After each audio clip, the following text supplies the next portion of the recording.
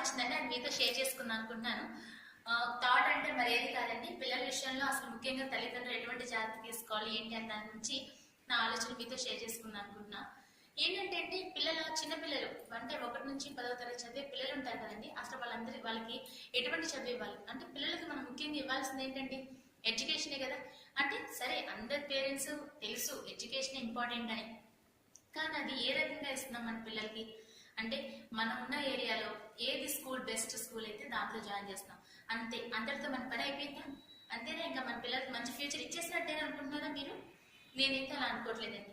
ఎందుకంటారా, పిల్లల విషయంలో వచ్చేసరికి క్లాస్ లో 30-40 మెంబర్స్ ఉంటారండి. 30-40 మెంబర్స్ కి యాజ్ ఒక టీచర్ అనేవాళ్ళు ఎలా రెస్పాండ్ అయ్యి అందరినీ చూసుకొని ఏ రకంగా మొత్తాన్ని మేనేజ్ చేసుకోగలుగుతారు? మన ఇంట్లో మన పిల్లలు 2 పిల్లలు ఉంటేనే ఒకడు గొడవ చేస్తుంటే ఒకరు ఇదిగా ఉంటే వాళ్ళు ఎలా ఉన్నారు ఏంటనేది మనకి కొంచెం ఇదవుతాం కదండి. అలాంటిది క్లాస్ లో అంతమంది టీచర్స్ అంటే తన క్లాస్ కంట్రోల్ చేస్తూ తన సబ్జెక్ట్ ని అనేది కంప్లీట్ చేసుకోవడానికి ట్రై చేస్తారు అంతే తప్ప ప్రతి పిల్లలకి అర్థమైందా లేదా అనేది ఎగ్జామ్ వరకు వచ్చే వరకు కూడా టీచర్ అయినా సరే పాసిబుల్ కాదండి. మన టీచర్స్ కూడా వేరే అర్థంకి ఏం లేదు. కాబట్టి మన ఈ మధ్య పేరెంట్స్ మీటింగ్కి వెళ్ళానండి. మా బాబు పిల్లల పేరెంట్స్ మీటింగ్ అని పిలిస్తే పేరెంట్స్ అడుగుతున్నారు అక్కడ, మా బాబు ఎలా ఉంటాడండి, క్లాస్ లో బాగా వింటాడా, వాడి బిహేవియర్ ఎలా ఉంటుంది? నాకు భలే ఆశ్చర్యం వేసిందండి. అసలు మన పిల్లడి గురించి మనం చెప్పాలి ఎక్కువగా. ఏంటంటే, మా పిల్లడికి ఇలా ఉంటే వాడు ఇదంటే ఇష్టం, మా పిల్లడికి బిహేవియర్ ఇలా మనం చెప్పాల్సింది.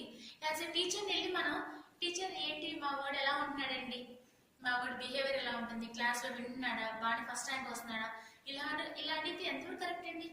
టీచర్స్ అనేవాళ్ళు ఎప్పుడైతే పిల్లలకి 1 నుంచి 5th ర్యాంకర్స్ వరకు ఉంటారు చూసారా, వాళ్ళు ఏంటంటే డౌట్, వాళ్ళకి వెంటనే ఏదైనా ఏ చిన్న డౌట్ వచ్చినా హ్యాండిల్ చేసి ఎక్స్ప్రెస్ చేసి అడుగుతారు కాబట్టి వాళ్ళ వరకు అయితే గెటన్ అయిపోగలుగుతారు.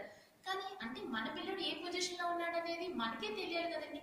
అంటే మనకు తెలియాలంటే మినిమం 1 or 2 hours మనం అసలు పిల్లలతో టైం స్పెండ్ చేయాలండి.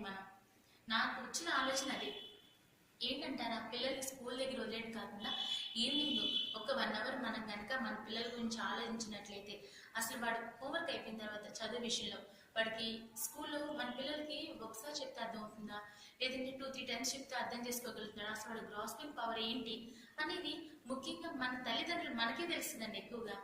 అలాంటప్పుడు వాడు అసలు కొంచెం ఒకవేళ భయపడో సిగ్గుపడో క్లాస్లో అడగకపోయినా మనం దగ్గర కూర్చోబెట్టుకొని అడగడం వల్ల ఏంటంటే, వాడికి ఏదైనా డౌట్ రాకపోతే మమ్మీ లేదా డాడీ ఇవి నాకు ఇలా అర్థం కాలేదు నాకు చెప్పండి అంటే, మనం ఖచ్చితంగా కూర్చొని మనకి ఎన్ని పనులున్నా సరే పక్కన పడేసి మనం ఖచ్చితంగా చెప్తాం. అవునా కదా? ఎందుకంటే మన పిల్లల విషయంలో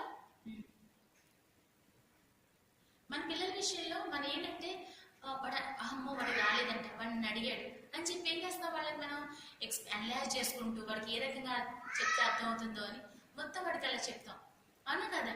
అలాంటప్పుడు మన పిల్లల్ని మనం పట్టించుకుంటే నిజంగా మనం ఒక చిన్న స్కూల్స్ లో అంటే కొంతమంది పేరెంట్స్ చూస్తారండి, ఏమంటే ఎక్కువ ఫీజులు పెట్టి జాయిన్ చేస్తున్నామండి, పిల్లలు బాగా చదవకపోతే చాలా బాధగా ఉందండి.